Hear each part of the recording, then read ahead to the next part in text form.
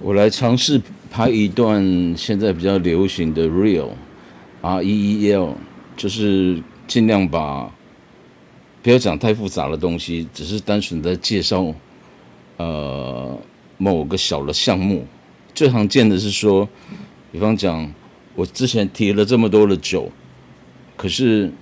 不管日本酒、清酒或者是葡萄酒，可是各位要怎么去判断说你们要的酒是哪种酒？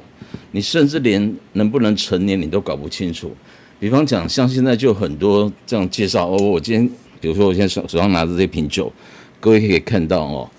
注意哦，我不是要卖酒，我是要以这个当例子来解释如何去判断一瓶日本酒。大部分人看到了可能会说：哇，你看这个酒，各位有没有看到这瓶酒漂不漂亮？它上面是用有点像绒布这样子，然后就绣出来这样的字，而且这个字我相信各位应该看倒过来看不清楚，但它其实用镜子一反过来看就知道，它上面写的是一个 organic 有机的。其他的东西我们就不用再看了，因为这是酒厂的名字，山丹正宗哦，山是山上的山，丹药的丹，正宗哦。那这个我们其他都不要看了。你看这个酒瓶这么的漂亮，为了粘上这个东西，你看他花了多少精神。所以如果我跟你讲说，哦，他又有这个什么EOAA， 这是什么东西呢？你如果酒厂的人或者是真正在卖酒的人，他可能跟我讲说，因为这个区域呢，这个是四国的酒，日本本州四国九州北海道嘛，这个四国那个底下那四个县市的那个小岛的酒，那个岛的酒，特别是呢，它是来自于八木酒造部啊，我这边特别把它找出来，是因为我不会去记这些东西啊。那我跟你讲是八木酒造部，然后创立于江户时代的幕府后期，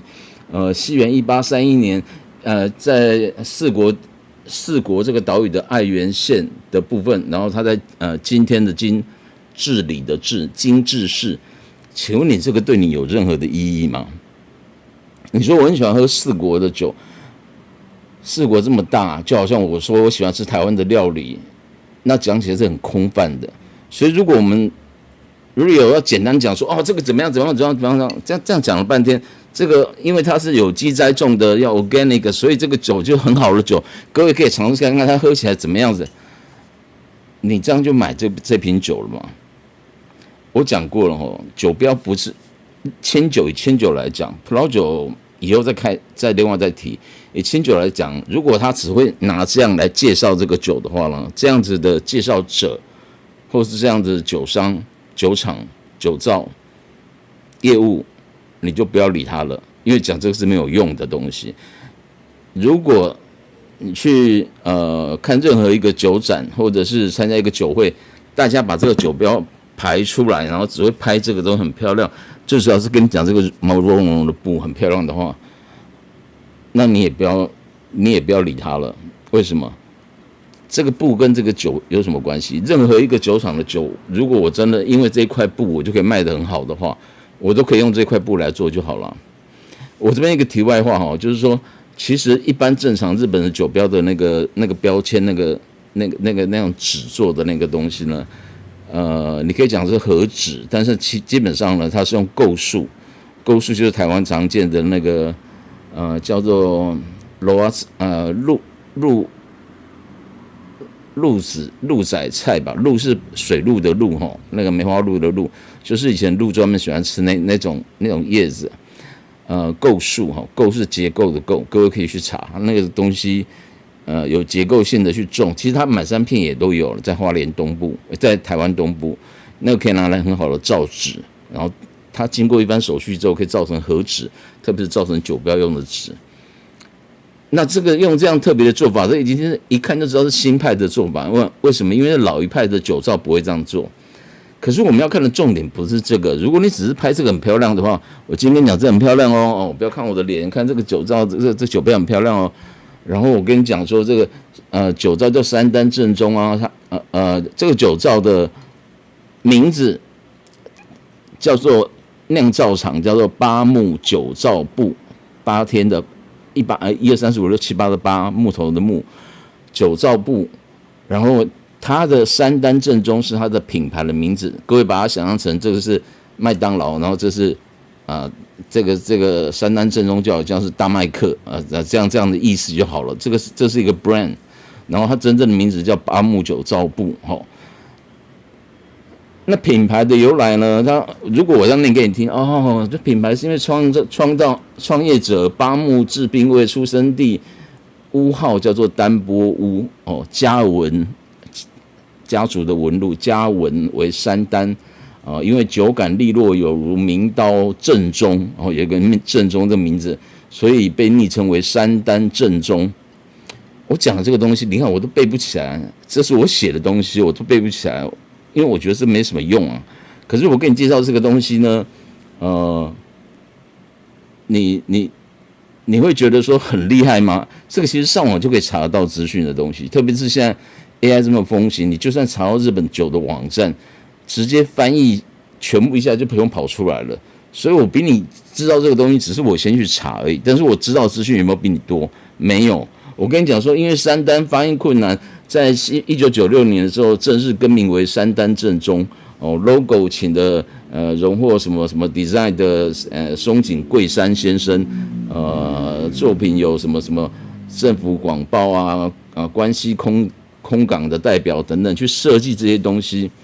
然后最主要是他用瓮来做发酵酒瓮来做发酵，跟现在的珐琅桶不一样。后面这一段用珐琅桶跟酒瓮的酿造不一样，这反而是可以比较说去解释的部分。但是我今天不讲这个东西。你看他前面花很多时间都在解释这个酒厂的由来啦，然后这个设计是有名的人来加持的请问这个东西跟这个酒有关系吗？没有的。所以真正的会喝酒的人，不是只有拍这个，你拍这个当然可以，很漂亮，我也喜欢，但是你要把它转过来看。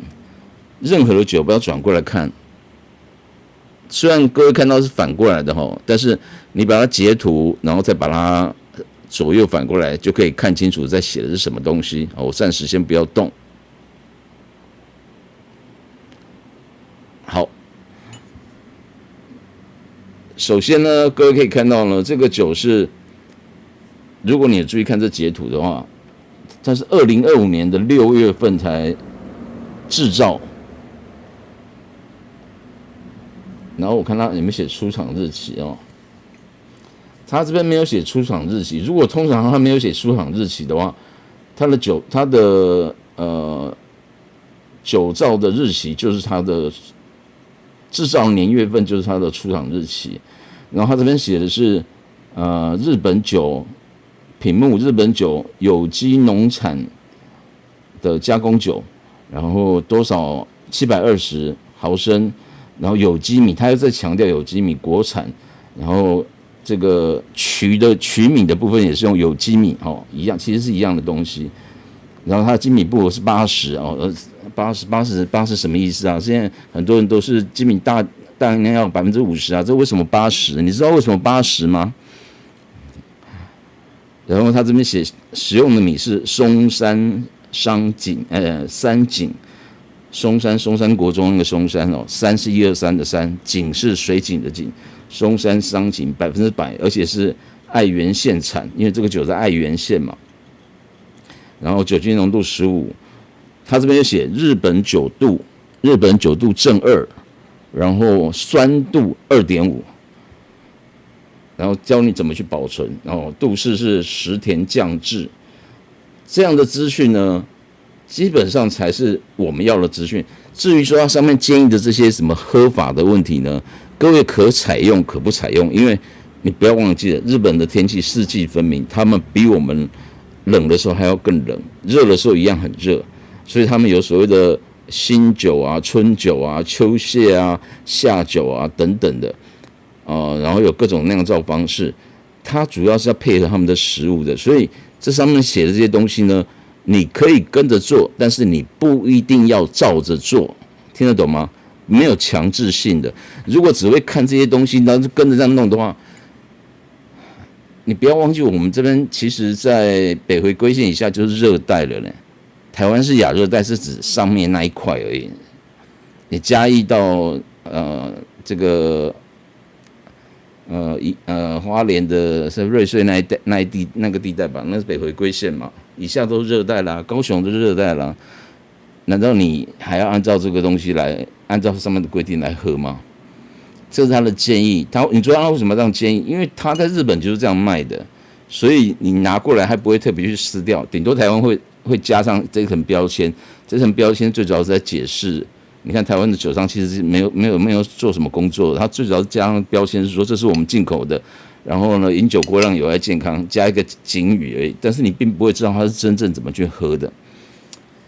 我要做一个 real， 其实我觉得很困难，因为很多东西我想要讲的稍微清楚一点，可是第一个会讲太快，第二个是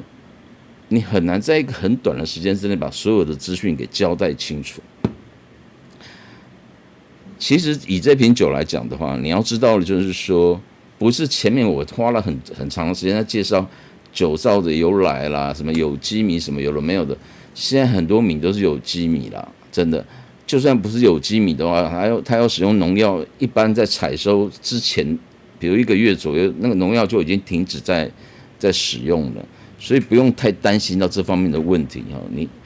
你这样会担心不完的啦，真担心不完的。而且什么叫有机米？有机米搞不好它的蛋白质会比较多哦，蛋白质会比较多，会对酒的影响是什么？各位要去好好去思考一下。这边呢，其实你更要知道的就是说，其实以这瓶酒来讲，你要知道是酒精度15度，日本酒度正2，然后它的酸度是正5，正2.5，这个在酒标后面都有写，所以你真的要拍的是要拍这个东西，然后还有它的制造日期、出厂日期，好，这是去年的6月份，其实到现在多久了？7个月、8个月左右了。已经有点久了哦，这已经有点久了哦。如果你现在是买到这个酒的话，它已经有一点久了。但是呢，有关于出厂日期、制造日期、装瓶日期和你在喝的时间呢，这中间的差异怎么去做变化，这以后我再花一起来解释日本酒的部分。但是各位，我强调过了，尽量把这日期越近越好。如果你看你去酒厂、酒造，或者是在百货公司，你看到他们在卖这个酒的时候，不一定这一瓶啊，他摆的方式一定把这是6月份，去年5月份的做的酒，然后在后面才是会有7月份、8月份甚至10月份，不一定是这样了。但是我的意思说，越旧的一定放在越前面，跟在超商在买御饭团一样啊，旧的都摆在前面，比较。已经快要过了适应期的，就是比较要赶快喝的放在前面，通常新的放在后面，甚至它不摆出来，它摆在仓库里面。为什么？因为日本酒是不能够放的酒，你不要跟我争论说它是可以放1年都可以放。我讲的放是指像葡萄酒、像 whisky 这样常年去放的，特别是红葡萄酒或比较强的 whisky、白兰地等等。所以你要知道的这个东西，第一个当然是日期。不要去听前面讲那些有了没有的，这酒怎么样怎么样？就算我讲了喝起来再怎么样，这个东西都不是那么重要。你第一个，因为你是消费者嘛，我的口感跟你的口感不见得会一样。那我跟你讲说这个口感怎么样，你倒不如先去看这日期怎么样，因为我喝的日期可能比你还要早很多啊。我喝到的日期跟你买到的东西不一样啊，它可能保存环境都会有差异啦，所以你一定要先看日期。如果真正的懂得喝日本酒的朋友，在拍完前面这个之后，一定会拍后面这个东西，这才是记录。你在喝一瓶葡萄酒的时候，你会把这个年份盖住，一直讲说葡萄酒多好多好多好，可是你会不去把年份把它显示出来吗？你知道葡萄酒的年份很重要吗？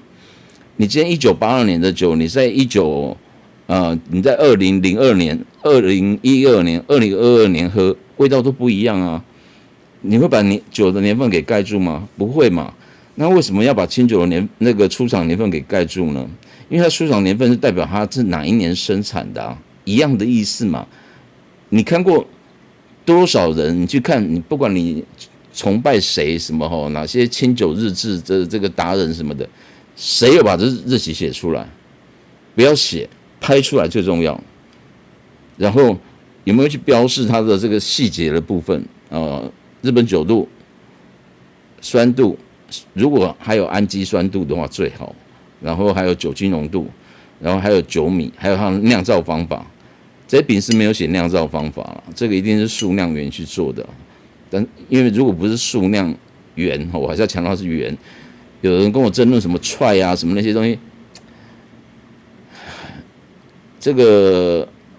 元一个有字旁在一个元，1元2元的元呢，你可以把它想成1元复始，万象更新。源有源头有开始的意思，当那个源头的源跟1元2元那个是不一样的源，但是一样都是有源头开始的意思。所以为什么叫生源酒？我讲的不是那个 whisky 那种生源酒，是指它是用最传统方法去酿造出来的，那个叫生源。你讲生踹，你要踹谁啊？你要打人吗？生源酒，那当然还有什么山肺啊，还有其他什么什么源啊。当你知道这个源是指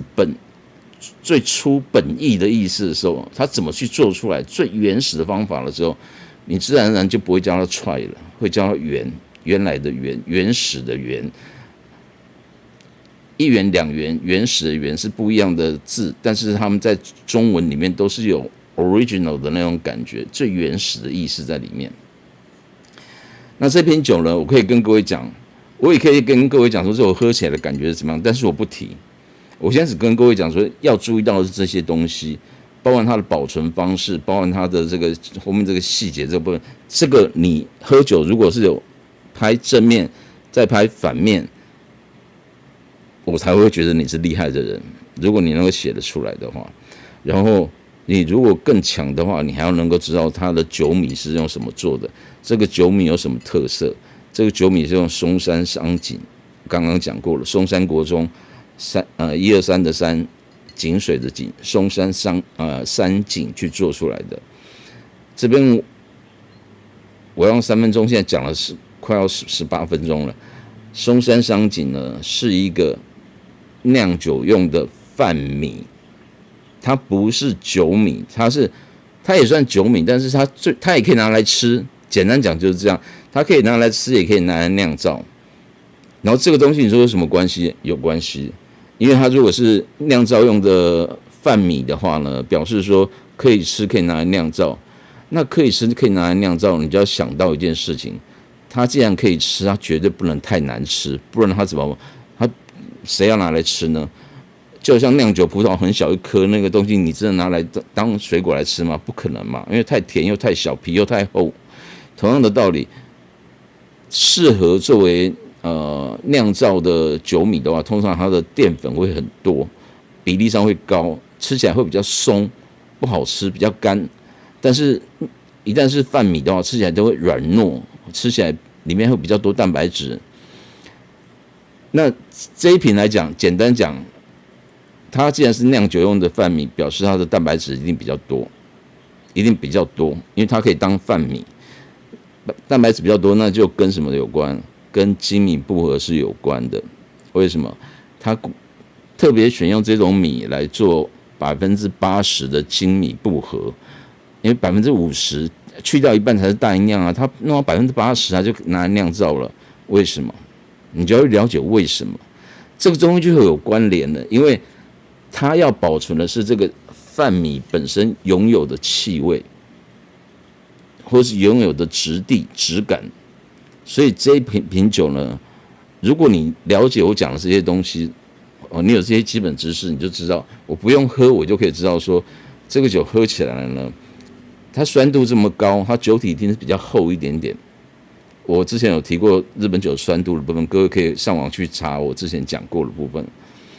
它酒体一定比较厚，body 一定比较厚，但是它那种酸度的酸跟葡萄酒的酸是不一样的意思哈，一样的意思的，但是后面代表的意义不太一样哈。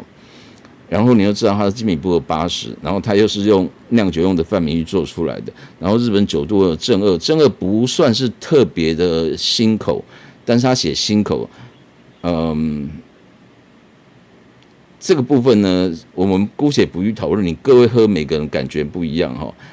但是呢，他写新口力士其实有一点在暗示你说，我这款酒很适合拿来搭餐，因为它的精米步合很高，然后米的本质保存的比较丰富，加上它是有泛米的特性在里面，然后日本酒度正2也不是很甜，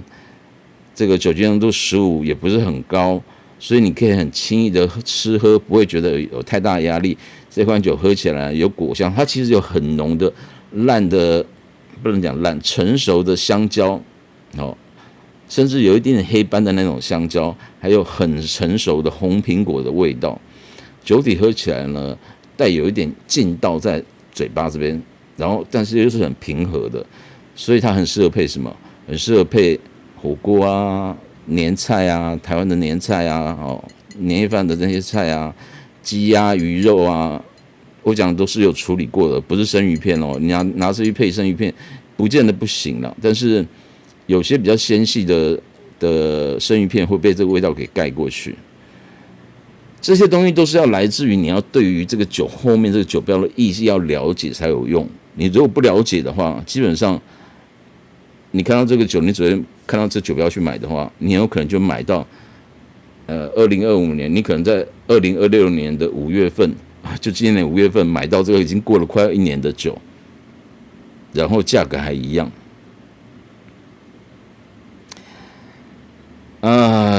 没办法当 real， 反而变成一集了我不是讲这个酒不好，这个酒其实我不能讲推不推荐因为这样的东西会违反这个法律我是用这个来解释说怎么去认识日本酒的东西。那这一集就讲到这里有关于日本酒的4个度：酒精度、日本酒度、酸度和氨基酸度。海恩之前都已经提过了，各位翻到最前面去讲。虽然之前我在讲的时候讲了这个，那时候还没那么的顺，但是请大家勉强把它看完，你有一个基本的认识，你才会知道说多少代表什么意义。像这个东西呢，里面有酒精度，日本酒度是2，然后酸度 2.5， 酸度 2.5 在我之前解释过，里面 2.5 算是非常非常高的酸度了，非常非常高的酸度了。因为一般酸度呢，如果是1.5 到 1.8 就已经算是，特别是 1.8 以上就已经很强了，它到 2.5 了， 2.5 已经很高的酸度了。但是我再强调一次，这种酸度跟葡萄酒的酸度是不一样的，你不要以为它喝起来很酸，不是这个意思。它那个酸度是指这种里面的有机酸呢，它的比重、它的含量比较多。含量比较多的意思是说，你酒喝起来比较稠密，好，听得懂吗？比较稠密，那跟用 pH 值去量那个氢的解离的那种化学酸度是不一样的意思，跟葡萄酒的酸度是不一样的意思。葡萄酒当然也有量这个一般的这种像比重这样的东西，但是呢，葡萄酒也有去量 pH 值，这是不一样的东西。清酒不会做 pH 值的量测，几乎不会有好吧，今天就讲到这里为止这个我没办法做 real， 因为这样做 real 的话，我觉得没办法太仔细的去讲出有关葡萄酒的有关清酒的一些细节的部分。填土知道有道理，海恩，我理想中的餐酒生活，这一期是加更的，拜拜。